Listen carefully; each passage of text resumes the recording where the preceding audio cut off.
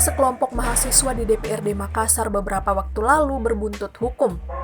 Belasan mahasiswa kini ditetapkan sebagai tersangka oleh kepolisian.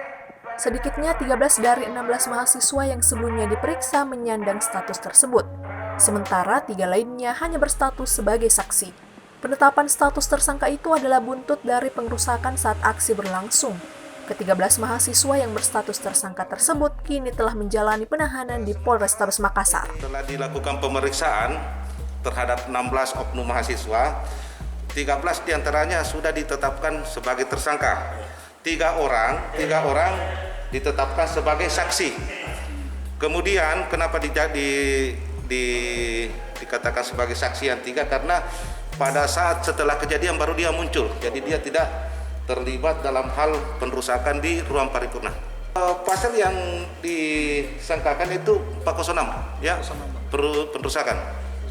Ya, dengan ada juga 5556 KUHP. Ancamannya berapa? Ancamannya 5 tahun ke atas ya. Bang, ini 13 ditahan? Ditahan. Sudah dilakukan penahanan dan sudah ditembuskan semua pada keluarganya masing-masing. Diberitakan sebelumnya, sekelompok mahasiswa yang mengaku tergabung dalam HMI Korkom Tamalate melakukan aksi unjuk rasa di gedung DPRD Makassar.